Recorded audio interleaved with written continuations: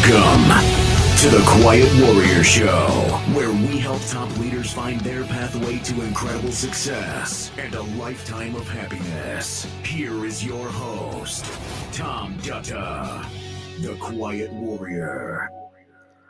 Hey, everybody. It's Tom Dutta, like Butta. Welcome to the Quiet Warrior Show. I guess I don't have to say that because the guy in the intro says my name right, but I get called everything from Tom Dutta to Tom Delta. A little sensitive there. Welcome to the show. And I got to thank you because we are booked out now 4 months every week. There's a long list of wait. The show has grown now internationally, and it's because of you. So thank you for watching. What do you do when the lights go out, literally? Imagine waking up and realizing that sight you once trusted to navigate your world is slipping away. You're a young mother, a teacher, and suddenly you're told you shouldn't be in a classroom because parents might not want a blind teacher. You start believing the voices that say your future is gone. But what if the end of sight became the beginning of vision? Retinitis pigmentosa affects 1.5 million people worldwide, but few have turned darkness into global leadership like my guest.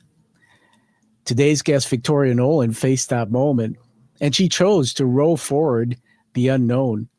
She went from isolation and fear to breaking world records on the water, representing Canada at 4 Paralympic Games and earning 8 international medals, including a Rio bronze, world champions. She became an author, a TV host, and the national manager at CNIB, helping others find courage in darkness. Now completing her executive MBA at Queen's University, Victoria proves that adversity doesn't define our limits. It reveals our depth. So today we ask, what if losing sight could help us all see what really matters? Leadership, resilience, and the light that lives inside of us. So stay with us because Beyond Vision isn't just her book title. It's a way of living. And now we welcome to the show, Victoria Nolan. How are you? I'm great. Thanks for having me. You're welcome. What was it like listening to how great you are for a minute? It's pretty crazy, you know. Every time I hear it, I'm just like, wow, yeah, I remember those days when I did feel like I had no future. So it's pretty great to be here. Yeah, and I got to honor you. And, you know, we have a couple things in common. I have vision limitations from a concussion, and we'll weave that in. The other thing I want to hold up here, and I know you know I have this because you mailed it to me. Look at this, everybody, this beautiful book. And Victoria, you can't see it, but there's about 20 sticky notes hanging off the side of the book where I've literally tagged up the page. And you even signed it. So I'm so grateful for that. But the book is called Beyond Vision, The Story of a Blind Rower by Victoria Nolan. So we're going to get started and ask you if you'd like to go into Plato's Garden to have some fun telling stories. Would you like to do that? Absolutely. Okay. All right, everybody. I'm going to put something on the screen here. You can see it, and I'm just going to start this off. So stand by. What would it be like to go into Plato's Garden with champion Victoria Nolan? Well, welcome to Plato's Garden, Victoria. And for the audience, Plato was an Athenian philosopher during the classical period in ancient Greece, founder of the Platonist school of thought, and the academy, from the Greek word academia. Apparently, Victoria was the first institution of higher learning in the Western world.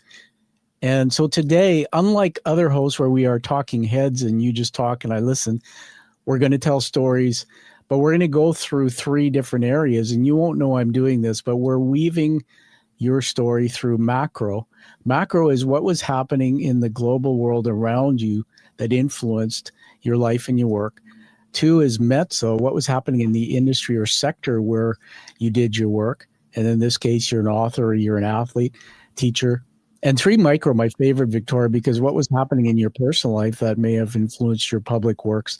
And this is all about the great you. Victoria, setting the scene, taking us back to the moment you realized your eyesight was fading for good.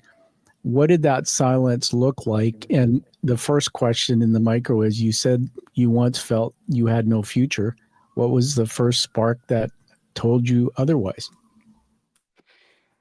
So I was diagnosed with this eye disease when I was 18, but that wasn't really the start of the downfall for me, because I was diagnosed, but life went on the same way. It's like, oh, okay, that explains why I'm clumsy, and that's why I've been having problems. So life went on fine. I was in university, became a teacher.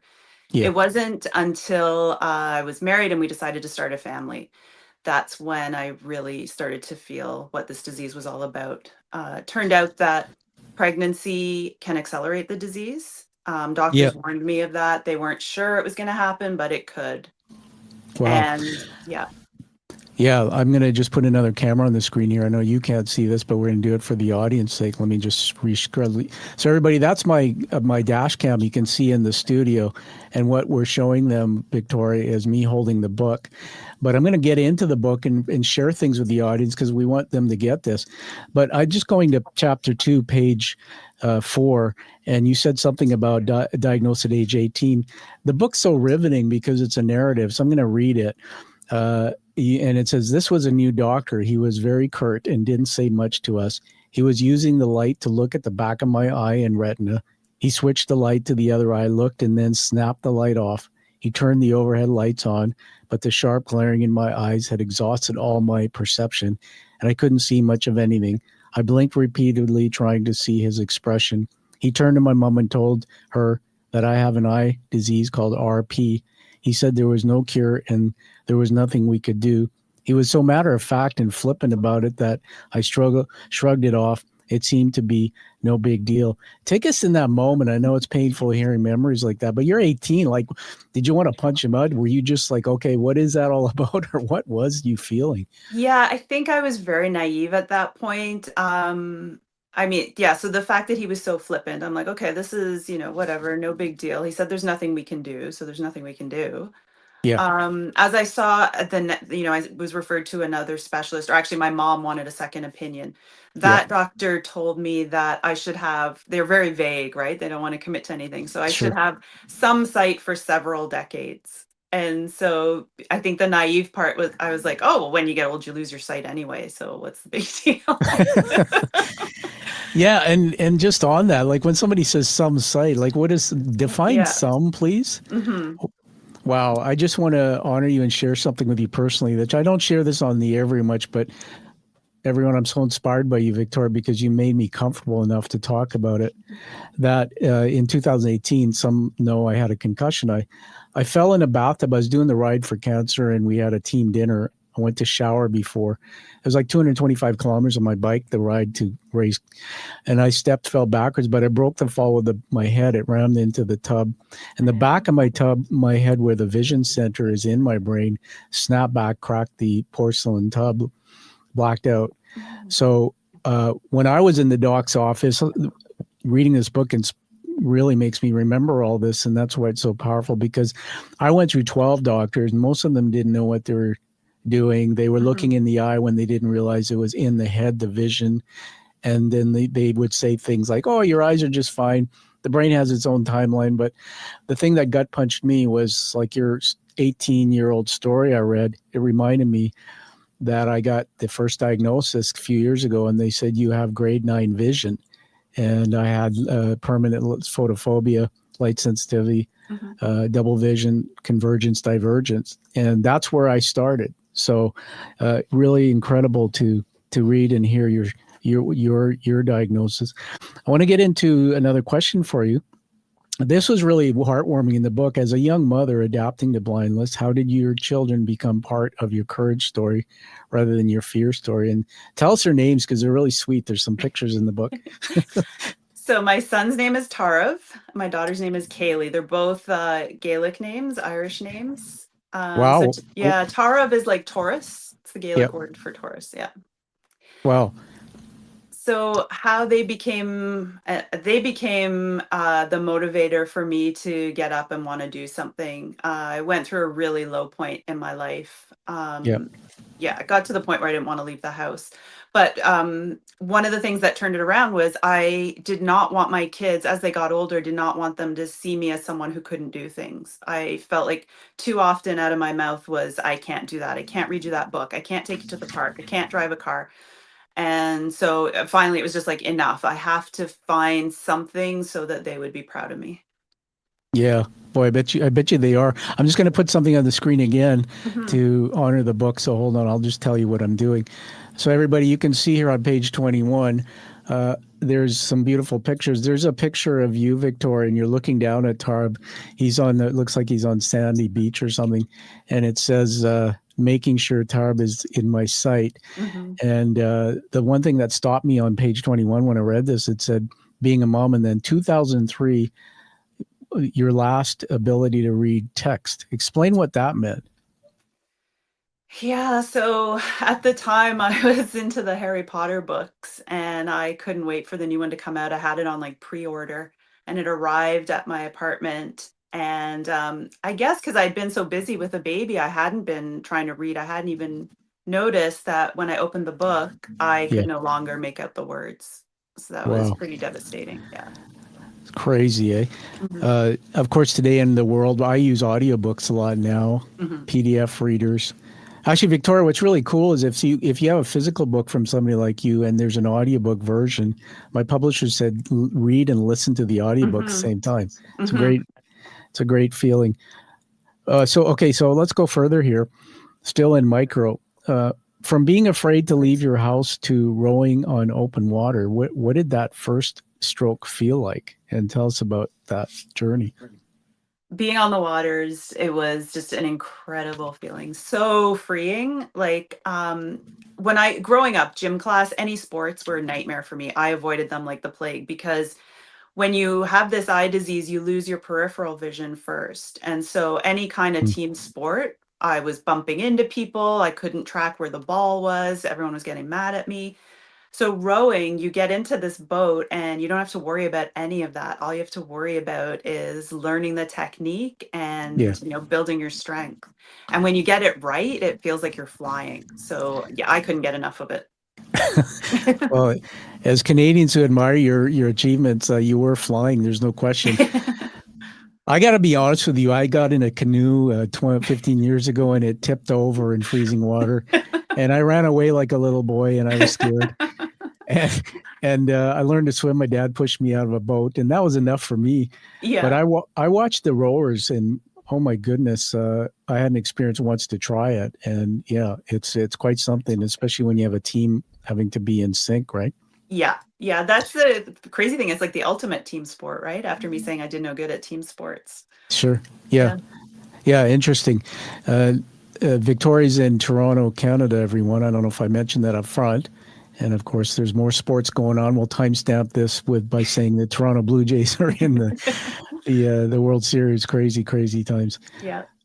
I'm back in the book here, and I'm just going to go to page 32.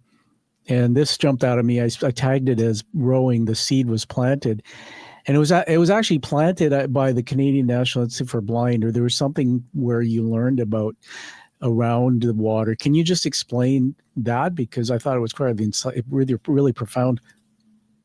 Yeah, so I wanted to find something to be passionate about, something that would get me out of the house, and I wasn't sure what it would be. And the Canadian National Institute for the Blind, at that time, they were encouraging people who were blind or had low vision to try sailing because you can imagine how hard it is to never be able to drive and not have that sort Yeah. of yeah, that sense of over a vehicle, being able to control it. So sailing actually provides that in a much safer environment and in a way that's easier for people with blind or low vision. So I thought about that and I was really looking for something more active, like something that was going to be, cardio. And so I think that idea of being on the water put me in mind of, oh, I wonder what rowing is like. Even though I didn't know anyone who rowed, I didn't even know if it was available in Toronto, but I decided I was going to look into it. Yeah, that's awesome. There's back in the book here. Uh, it says at the front, the book is dedicated to Eamon, pardon my pronunciation, without whom none of this would have been possible. And then you dedicate to your children. Yeah. Who is that? Is that your husband? Eamon is my husband. Yeah. Wonderful. How did you two meet? We met in university, University of Toronto, and we both wanted to become teachers. That's awesome. Yeah. Hey, Eamon, we'll dedicate this to your whole family. There's a great picture in the book of him as well. He looks like he's a pretty happy person. Let me ask you a question about him because this is evoked in me because of my experience with my wife. Anna and I will be married 30 years come January. She's from Italy, born in Rome. Yeah, thanks. Yeah. But when I became a shell of a person, when I fell on my head and I went into depression, I had a lot of other issues, and it took 5 years to walk straight and get all this stuff fixed. Today, I still have some challenges with vision. The toll it took on her, and I was told this by my psychiatrist, that they actually navigate through the pain with you. They try to be strong for you. Just tell us about that experience for your husband.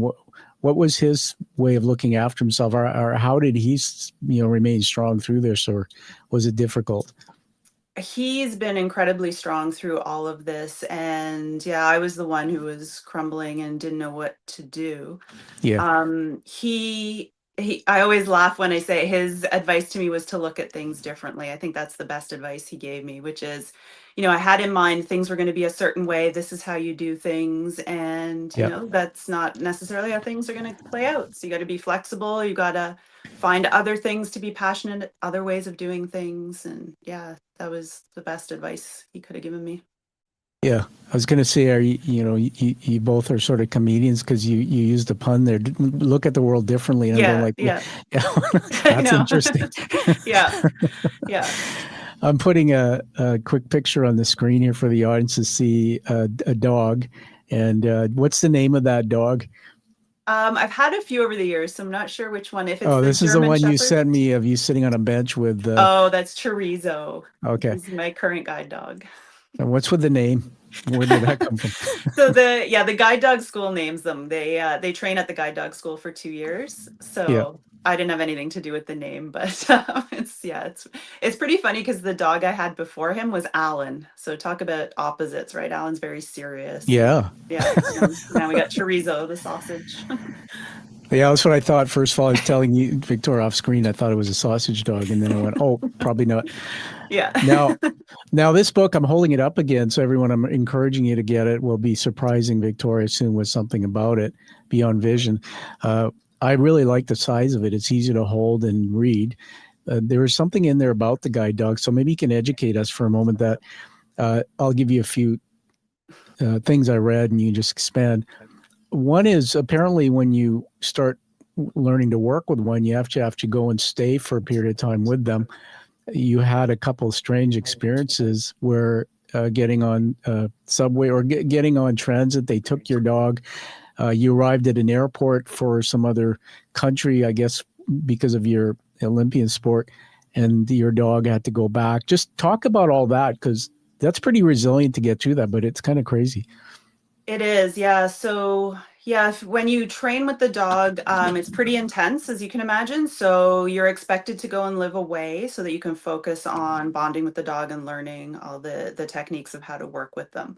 Yeah. Having said that, there are now a lot of schools who will come and train you at your home, understanding that people have different lifestyles and commitments. So there is some flexibility there. But either way, yeah, it's pretty intense, learning how to work together.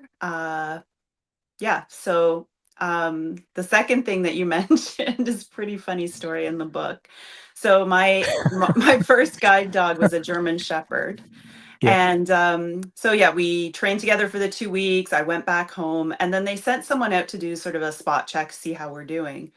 And so this trainer's following us. So we get on the subway in Toronto, and so Jetta is trained to find an empty seat and put her nose on the seat so that I could go and sit there.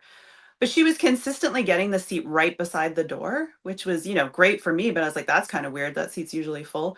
So the trainer explained to me what was happening. When Jetta was getting onto the subway, she realized that, hey, she's a German Shepherd. So she would just kind of bare her teeth a little bit, and whoever was sitting there would move. I'd be like, oh, the seat's empty. Good girl. So she was actually, she was retired though, because that's not good guide dog behavior. So she actually became a police dog. I remember that from the book, and I actually smiled reading it, because I could picture. I had this flashback in my mind to Stephen King's novel Cujo, and but it was much less. Back in the book here on page 7, you have some really fun quips in here. Just one of them comes out. I wrote on my sticky poker face, unable to see the cards, but I want to read this because it really is profound for people who aren't blind. When you can't judge what's going on around you, the atmosphere of a room, the vibe of a discussion, body language, facial expressions, you become very guarded in your own behavior. I have the world's best poker face. I only wish I could see the cards. So explain to us now, being on screen and doing podcasts or live stream, what's it like? What do you, how do you, what are you feeling? You know, Yeah, it's really hard. Like I've never overcome that because I'm not getting that feedback.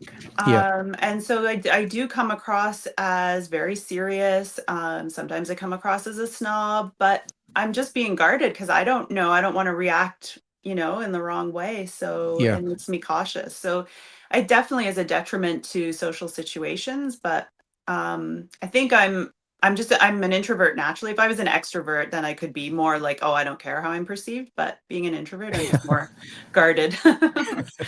Yeah. Yeah, yeah, and you have a nice way about you. It's a welcoming way, but a sense of humor. And some people do that because of insecurity. Some do because it's naturally in them. I think you just naturally have a sense of humor. Yeah. I Comes think out in it's the a book. coping mechanism too, though. It's I like, think I think yeah. so. So, geez, I just thought about this now. It's like up until this point, when we're talking about how you feel on screen, I just didn't think about the fact that I'm not even sure if you know what I look like. Nope. No So, idea. so I'm going to try explaining what I look like to you. Okay. Okay. It's crazy. So I'm South Asian. My parents are from Fiji Islands. I was born in England on the way here on a military base because Hmm. my dad was commanding officer. I'm Canadian, being here from the age of 3. I'm 5'11". I have olive complexion. I have reading sort of close-up glasses on in the studio to help Hmm. me with my vision. I have a bit of a stubble today, a little bit, because I wanted to look natural, and I knew you couldn't tell. So I didn't shave. It's like, who cares about shaving this morning?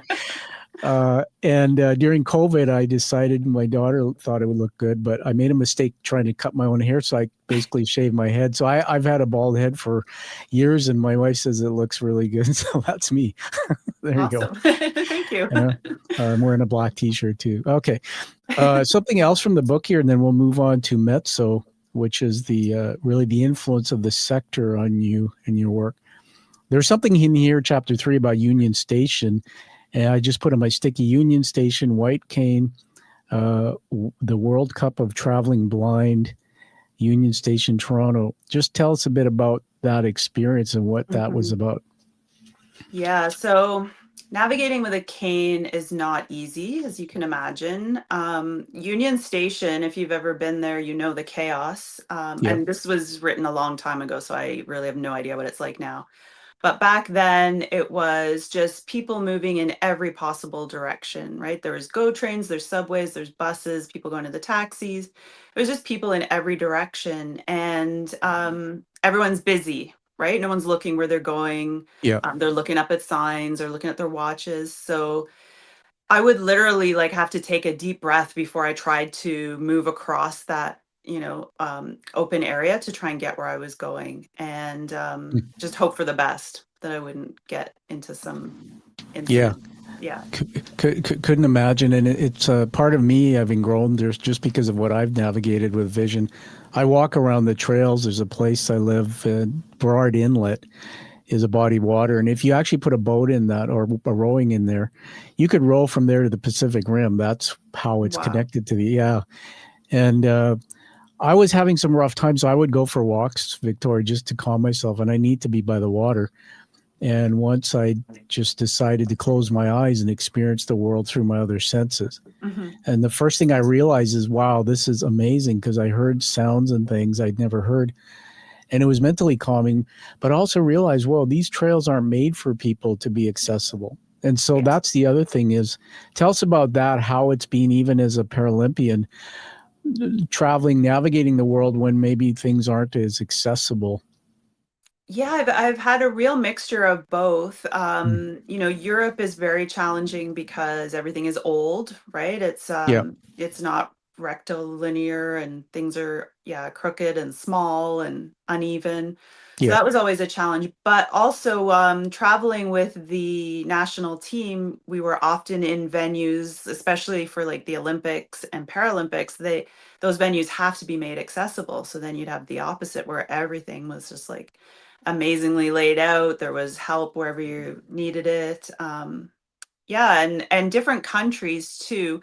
So yeah, Europe was tricky, but there's definitely been, bits here and there. Like Germany had amazing service in their airport, and actually China put in these amazing tactile routes on their sidewalks. And so nowhere's Hmm. perfect, but if we could put it all together, it Yeah. would be amazing.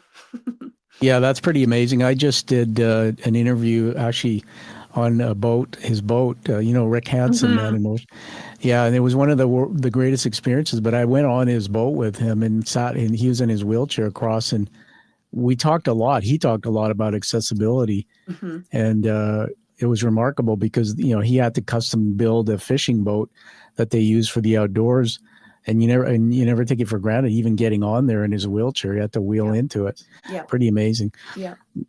Let's ask you this. You were once told, and it's in the book somewhere. It's a really tough thing to read. Actually, made me angry. But you were once told uh, parents might not want a blind teacher for their children. What did Hmm. that moment reveal to you about the system we work within, the stigma in education, sport, or corporate life, and how they shape belonging in the world? Yeah, that was the ultimate letdown for me, especially with it being in the field of education. I expected that to sort of be, the pillar of where we are aspiring to be. Yeah. Um, I was shocked that, not being able to have the support, not just for employment, but just to be a role model for kids too. We have kids in our schools with disabilities, and who are they looking up to? It all came crashing down pretty hard. Yeah, page 28, there was a passage, and I put a little sticky dream stealer, and that was talking about this experience where Hmm. that you were told that. But you're pretty. I think that's why a lot of people follow you. Obviously, you're resilient, and it's your attitude. What do you think about this? Do you think a big part of your perseverance is mental toughness and your attitude? Yes, I definitely think a lot of it has come from overcoming this disability, but I think there was also just some mental toughness in me to begin with. Where'd that come from? Yeah, I don't know. I remember reading a book when I was young, and in the book there's a young girl. She's an accident on a swing, and she's not able to walk anymore. And she kind of gives up, and she's like, keeps her curtains closed in her room, and she's miserable. And then this cousin comes to visit whom she never met, and the cousin is in a wheelchair and is doing all these amazing things. And the cousin inspires her to, get up, and there's still so much you can do.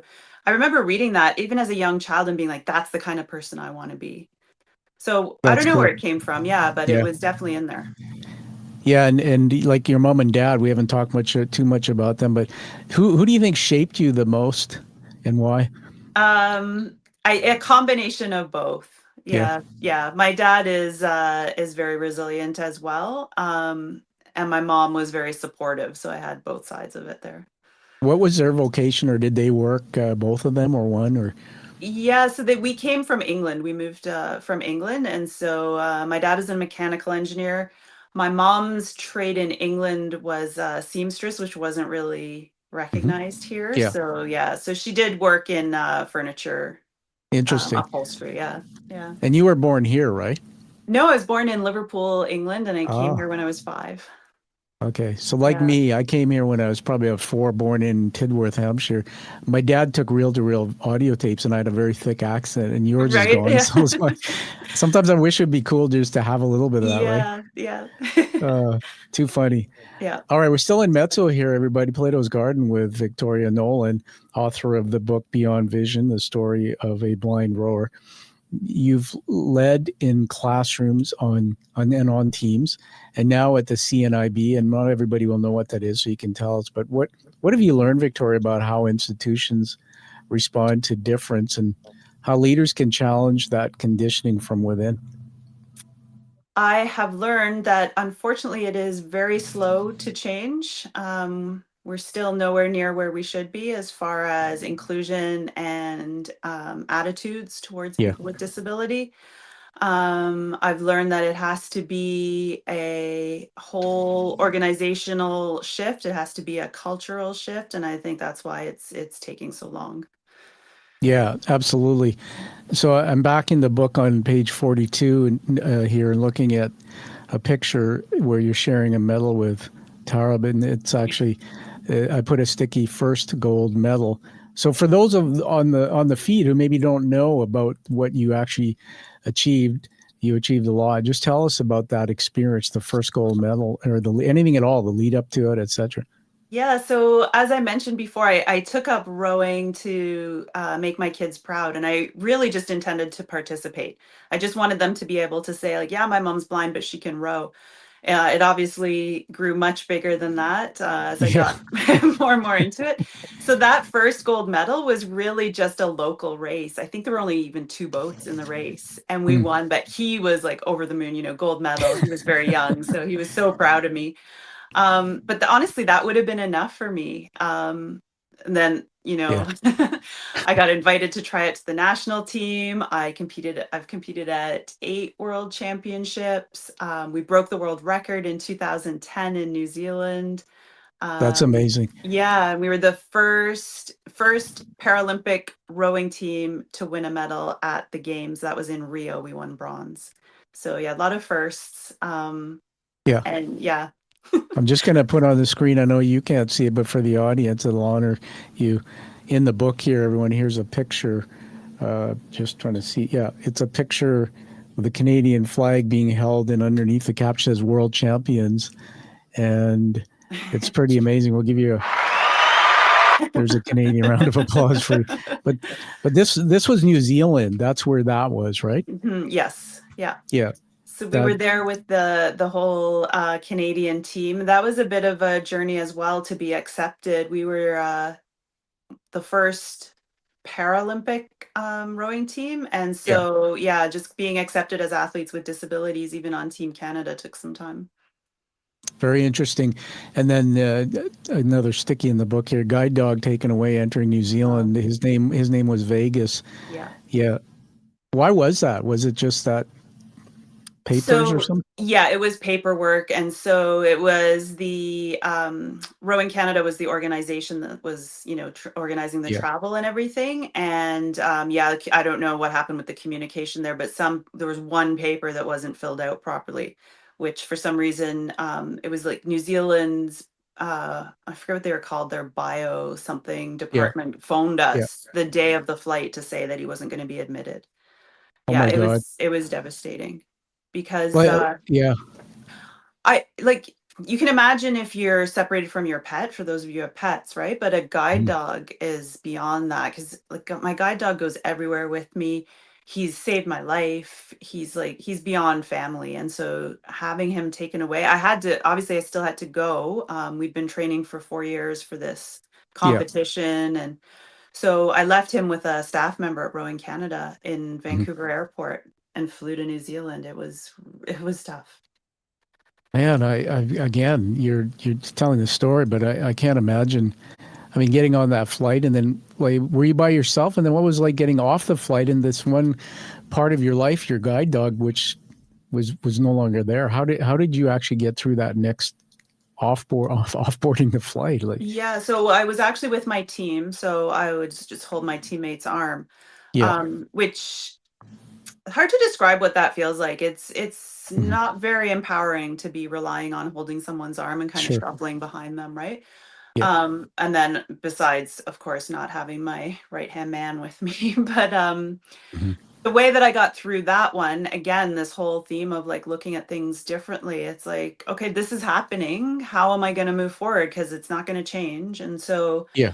I decided to use all of the frustration and the upset and focus that into the next few weeks of training leading up to the competition. And I decided I wasn't coming home without a medal. I was going to make it worthwhile. If this is going to happen, then Yeah. I've got to be successful.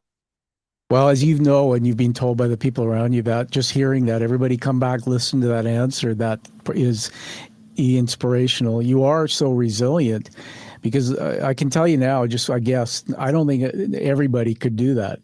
That mentally getting stressed down Mhm. about a situation like that.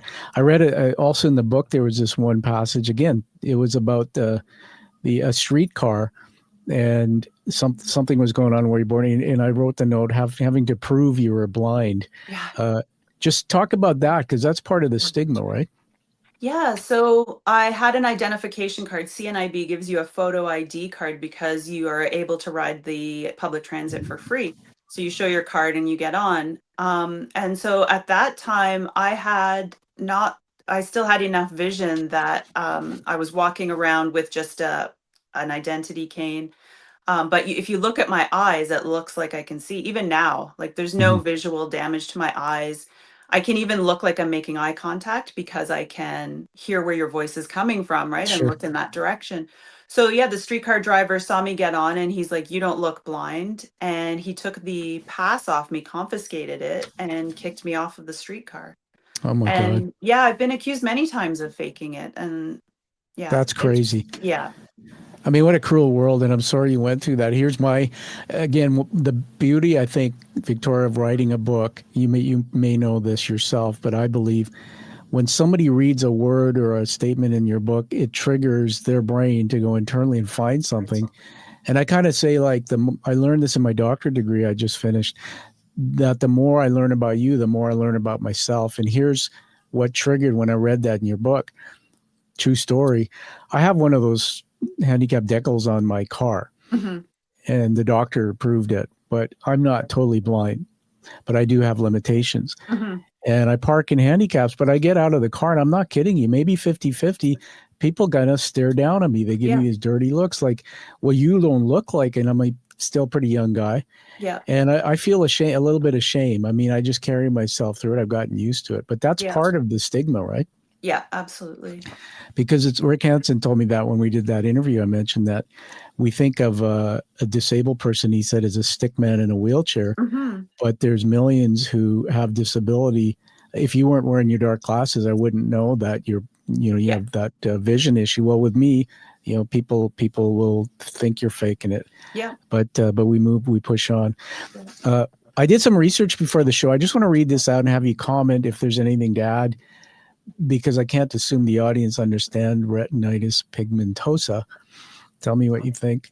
So retinitis pigmentosa is a group of inherited retinal diseases causing gradual loss of vision as photoreceptor cells, rods, and cones degenerate.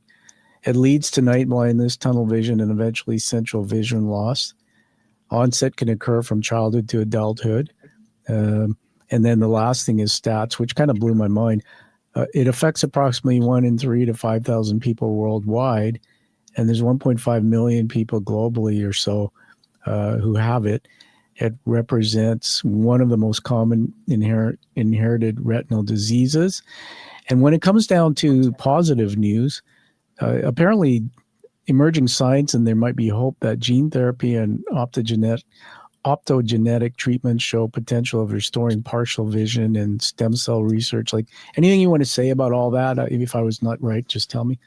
Yeah, no, that's all correct. But there's over 100 different types within retinitis pigmentosa, and so there have Wow. been some cures for certain types of RP.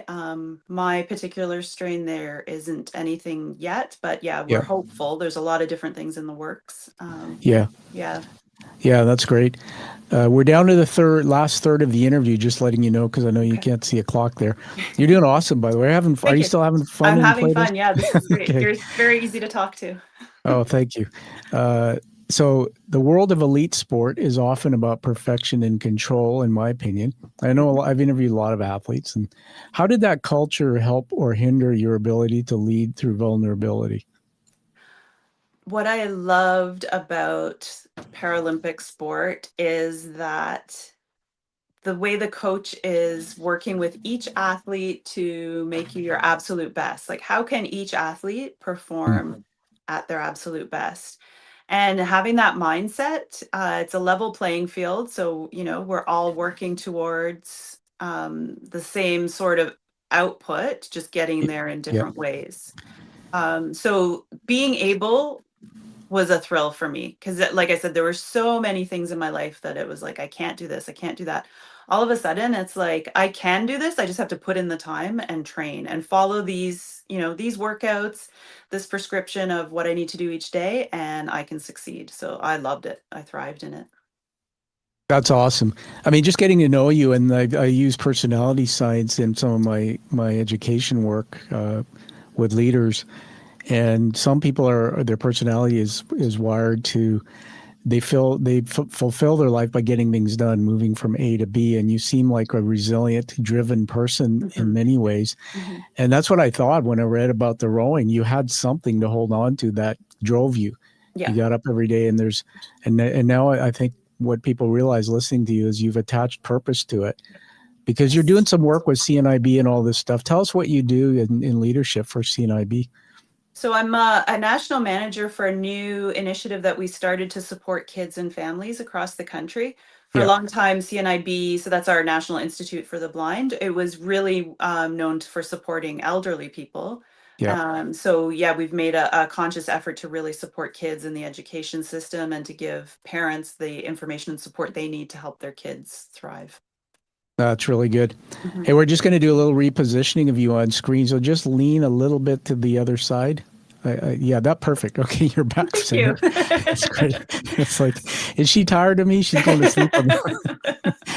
You got a great sense of humor. I got this part in the book here. I'm going to hold it up again to the camera. You can't see it, and I'll explain it. See, everybody, there's a bunch of rowers in a boat. But this really blew me away, and I'll just read and get you to talk about it. Uh, I spent most of the night going over our race plan and visualizing the technical details I had to remember. And there were four of them. Sit tall, keep hands level, straight all the way in and out. Make sure the hands clear the knees before moving forward. Glide the slide. I fell asleep playing it over and over in my head. How the heck, when you're there and you can't see, do you actually keep all that? Like, how do you do that when you're blind? It's it's a feeling, it's a rhythm. It's almost like dancing. And I did take dance classes when I was younger and had more sight.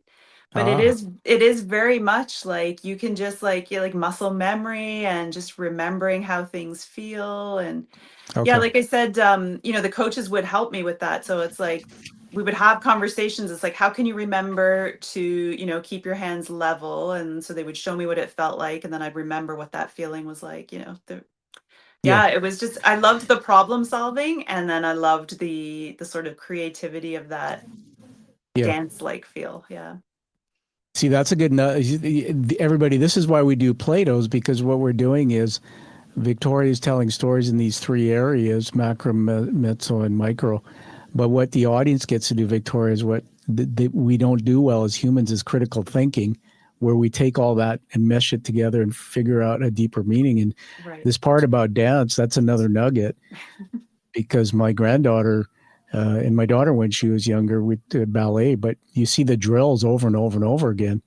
And my understanding of neuroscience from my brain recovery is neural pathways are created just by repetition, and you can actually close your eyes and do things Mhm. because your brain, I think, it's automatic. Yeah. So that, Yeah. that I think that's what you were trying to tell us there, which is cool.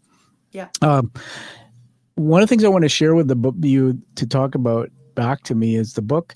Sometimes it's hard to read because there's such graphic thoughts about like the blisters on your hand and the Mhm. pain. And I wanted to hear more, but again, there's one page that stood out here, page 108, chapter 14, Beijing. You had a blood clot from overtraining or something. You were off training for 18 days. They put you on blood thinners. You had to really reach deep for mental toughness. Something was happening in your sport at that time. Just fill us in on that. So, yeah, I decided to do some training on my own to catch up to the level where my teammates were at. And I overdid it. I was training with a martial arts instructor, and yeah, my arm after one of the sessions, my arm just kept swelling up, and we couldn't figure out why. Turns out it was a blood clot in my shoulder. But I couldn't tell anybody because at the same time we were all competing for seats to go in the Beijing Games. And so if I had told the team that I was going through this, that would be an easy cut, right? I would be Yeah. out of the boat. So I went through it, through the training, through selection, everything, kind of doing this in secret. I was getting injections in my stomach for blood thinners, and yeah, it Oh was a my God. crazy time. Yeah. But I Yeah. ended up winning my seat, and yeah, even while we were there in Beijing, I was still getting treatment during competition. It's amazing. I would imagine like you're around athletes and we never know as the general public, just some of them perform through the worst injuries, right? Yeah, yeah, absolutely. Let's take a right turn into the last segment of macro, which is the global influences. So just to make that understandable for the audience, let's just say like my grandfather, he grew up during the Great Depression and the Second World War. So when we would have dinner, sometimes he would get angry at the TV because he didn't like the commercialization. And he would say things like, what a bunch of shit. When I was a kid, we had an orange and that's what we played with. So sometimes there's things that were in the world happening around us that influence us. So that's this segment here. So when you think about blindness and disability globally, what patterns do you see in how societies frame ability, contribution, and worth? I think people have a real fear of blindness. I'm not sure. My theory is, so this people are actually terrified of it. So my husband has told me there are people who will like bless themselves. There's people who like yank their children away, like out of my path. Wow. And I think it really is just a lack of awareness and understanding. You know, you fear what you don't know. Mhm. And so I think that's something that's missing. There's just not enough representation of people who are blind or low vision in the media. There's not enough just stories about it and information about it. And so yeah, it is terrifying, and people are terrified of us and don't want to talk to us or deal with us. Yeah, they just don't know what to do. It's Yeah. Yeah. it's crazy. Would that be fair to say then? Like you do public speaking and a lot of work in public. A lot of people who are blind wouldn't do that, but it seems like it's you're trying to make a difference in that area, right? With Yeah, education. definitely. Yeah, Yeah. That's always been my thing through the book, through my public yeah. speaking. There's a movie being made about my life story. I'm very thrilled about that because I'm hoping that'll reach a wide audience. And yeah, just to educate and raise awareness. Well, tell us about that movie. What's the deal with that? So it's just based on my life story. Yeah.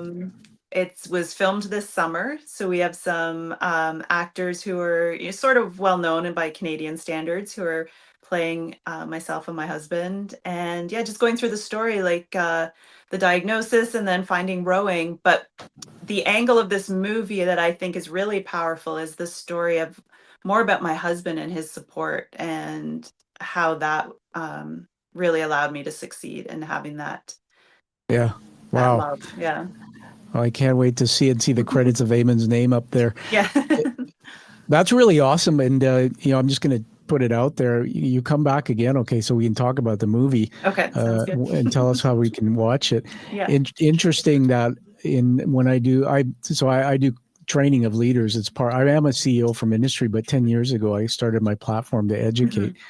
And there was a video somebody sent me of a blind person who climbed Everest, and you might know it. I forgot the name, but they filmed that. And there was this one segment where he had to go across this ravine where there's like this rope bridge, and like if you fall down, you're done. And I right in the elements of Everest, and I just watching that. And what they did was the camera, using the trick of the camera, they blurred the screen so the audience watching could see that he was navigating pretty much blind. It was the most profound thing I ever saw, and I can't wait to see your movie there. Yeah, he's using some tricks like that too. So yeah, I think it'll be very powerful. Oh, yeah. How cool is that? Your kids are going to be so proud. Yeah. Okay. Beyond Vision feels like both a title and a metaphor for our time. What do you think humanity is still blind to, and what would it take for us to see differently? I've been really lucky to be able to experience firsthand what humans are capable of. Like it really is incredible. And I know we hear all the time, like it's mind over matter, and anything is possible. But I've really lived it and experienced it.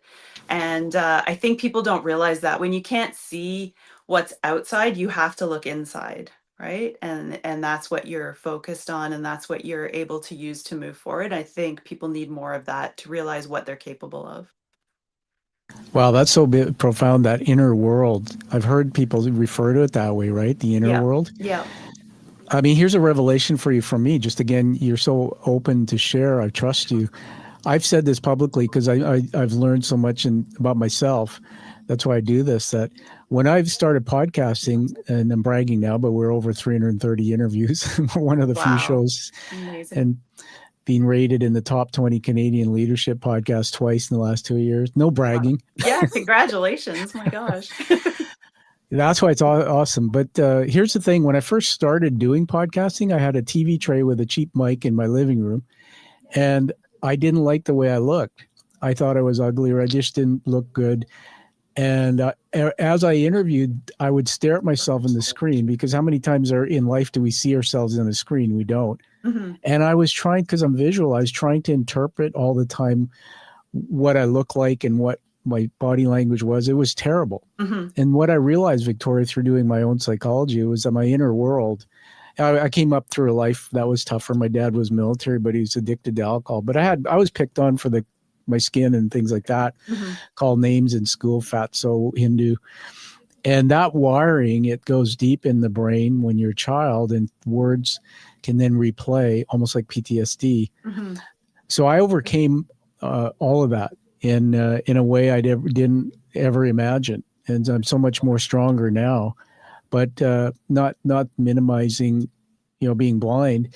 But sometimes I wish I couldn't see, because you can't unsee sometimes cruelty. Right. Right.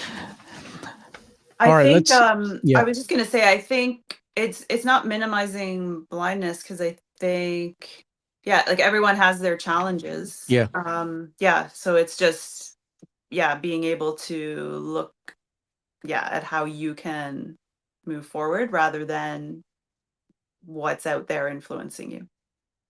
You can't control everything that's out there, but you can control what you do. No, well said. And then I think about corporate world, where they call blind spots, where the leader can't see their impact on others. Mm-hmm. I think that's why you've got such great metaphors about leadership and the writings you have. All right, we're getting close to the end here. We have a couple more things, and then we're going to honor you. Are you ready to be honored? Ready, yeah. Okay. Curious. All right, before I do that, this is a segment we've been having fun with. It's called The Book Unwritten, and no wrong answers, but you've written this great book. I'll hold it up again because we want to get awareness. Beyond Vision, the story of a blind rower by Victoria Nolan. It's a cool cover, by the way. So you've written this, but every story has an unwritten chapter. So if you could add one more chapter, one more word to this book, one that hasn't happened yet, what might it be, and what truth would it reveal about who you're becoming? Anything at all. I would love the next chapter to be about how I help influence change of attitude in employment for people with disabilities. I feel like that's an area of my life I never have managed to conquer, as far as being able to achieve my definition of success in employment. I've kind of been held back, so that would be the next chapter for me. That deserves an applause. Victoria, the world changer. You know this, and I'm so proud of you. You've already changed the world. Here you are. You already have things in you want to do that you haven't done yet. And I think that's just you moving forward. All right, now we're going to honor you with a book review. I love this part because it's me. There's the book again, and this is now posted on Amazon in Canada. It should be live soon. So I'm just going to read it out to you, if that's okay. Yeah. And everybody, you can see I've got it in my hand on paper. So it's a 5-star review, and the title is A Journey That Lets You See the Courage in a Whole New Way. Here goes. I just finished the 171-page paperback edition of Beyond Vision and absolutely loved it. It's compact size, easy to carry, read on the go, and impossible to put down. Victoria Nolan's storytelling pulled me right into her world, from the shock of being diagnosed with retinitis pigmentosa at 18 to facing the painful judgments of others who said parents wouldn't want a blind teacher for their children. Her honesty about the mental and emotional battles of motherhood, identity, and basic daily life after vision loss, it hit me hard. The turning point, though, discovering rowing, unfolds like a movie scene. It's visceral, emotional, and full of grit. I could feel the spray of the water and the weight of every stroke as she transforms from fear to a medal-winning world champion Paralympic rower. This This isn't just a sports memoir, it's an invitation to reimagine resilience. The photos of her Olympic triumphs bring those moments to life, and her partnership with her guide dog, Chorizo, added warmth and humor that stayed with me long after I closed the book. As as someone living with partial vision impairment from a concussion myself, I found deep personal connection here. Reading Nolan's journey reminded me to value the sight I still have and to recognize that vision is about far more than eyes. Beyond Vision, the book belongs on every Canadian's reading list. It's inspiring, humbling, beautifully written, a story of leadership, courage, and the unstoppable human spirit by Tom Dutta. Wow. Congratulations. Oh my gosh. Thank you. That's amazing. Oh, yeah. Well, I'm a fellow author, and to those who haven't written books, nobody knows about it unless we have reviews. So Yeah. that's it. That's great. And then finally, we have this, and you can't see it, but I do this all the time on screen, but I'll be mailing it to you. You're getting inducted into the Quiet Warrior community with an award. Did you know that? I did. I think I read. Yeah, I know about this. So, The coins, right? yeah, Yay. yeah, that's great. And I was thinking, like, how honor for me because you're an Olympian who has gold medals. This pales in comparison, but I have my own gold medal. So this is a challenge coin, and I'm just talking it out with you. The front of it, somebody can maybe when you get it, just describe it. Yeah. They're hand painted and crafted. They're pretty hefty. The front of it has an image of the show itself. It says the Quiet Warrior Show, and there's sort of a raised image in gold and black of me wearing a leather jacket. That's my image on my show. The back of it is the hero's journey narrative by Joseph Campbell, completely illustrated. It's extremely intricate, and what you see is it says the hero's journey, where you go through separation, descent, initiation, and return, and then all the little steps along the way that people take when they have a setback, get angry, do something with it, go back in the world to change it. It's my favorite part. And do you know the origin of these coins? No. I'll tell you, they were challenge coins surfaced in World War I, Victoria. The practice of carrying a coin designed specifically for a unit was popular with Army Special Forces. They carried them at all times and presented it when challenged to prove affiliation within the unit. And sometimes if you didn't have your coin, it resulted in a consequence, like you bought drinks at the officer's mess. Because the coinless soldier is still popular today. And these now are around the world, like first responders. There's so many versions. I know people who actually collect them. So welcome to the Quiet Warrior community. You're part amazing. of this for life. Thank you so much. That's so exciting. Yeah, it's for me too. And what I ask is if you, when you get it, somebody can, with an iPhone or something, take a photo of you somewhere meaningful. Yeah. And I collect that. So we'll get your address offline. Okay. Now, we have, before we give you the last word, one more question. And this segment is, we wrap up with, is called the Warrior Torch. So the last guest left a question for you, and we get to ask you that. So, Victoria, if you could do one thing that would change the world for the better, what would it be? Oh, gosh.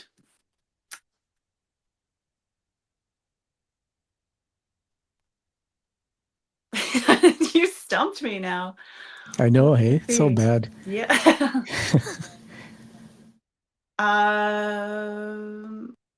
I mean, ultimately, if I could have people who are living with blindness and low vision accepted as everyone else. Yes. Awesome. Well, no, I'm going to no big deal. No small feet there. That's what they call a BHAG, a big hairy audacious goal. That is awesome. Everybody, I want to shout out to Trevor Stevenson, who just left that question. And he's a Quebecer, young guy, and he didn't know about you, but thank you for answering that question. So now, before I move to wrap us up, I want to give you the last word. Anything you want to say that you haven't said to the audience? Where can people get a hold of you in your book?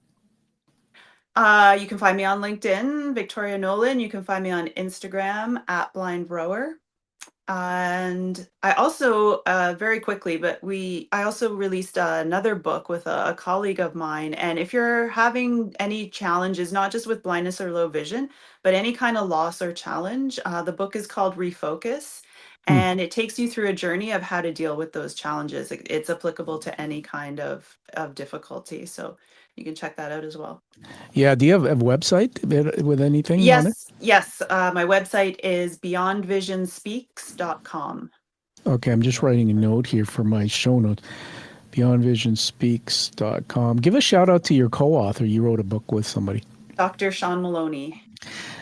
Doctor in the house. Congratulations. Yep. I'm gonna get that book. I read probably 4 a month. And we have somebody who made a comment. I'm going to put it on screen here. You can't see it. I'll read it to you. She said, "Thank you for sharing your uplifting and being an example of resilience story, giving others hope and faith to overcome their own challenge!" Exclamation mark. Oh, thank you. So I'm going to say thank you to Anna Dutta, my wife, because that was from her. It's what we do, Victoria, is we etch the comment in the show, so it's permanently in the show for you. But she's at work, working hard. She works with the World Bank in an estate planning role, and she's cheating by watching. I always love her for doing that. So. Thank you, Anna. All right, I'll tell her you said that. Anyway, everybody, find your true passion like you absolutely feel here from Victoria, and live your life with purpose, but live the life you deserve and desire. And Victoria, it's been a real honor. Thank you for being here, and we'll see you again on the Quiet Warrior Show. Amazing. Thank you so much for having me. You're welcome. Stand by. Thank you for listening to the Quiet Warrior Show. Create is a motive-based leadership development firm. www.kreat.ca.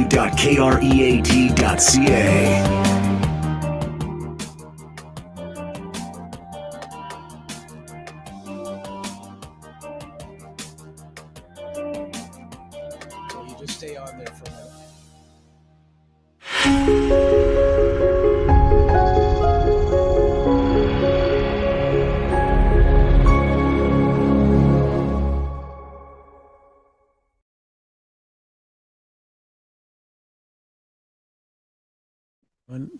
Now I'm just going to take it offline. Everybody can still see us, and I'm hitting the end stream button and watching.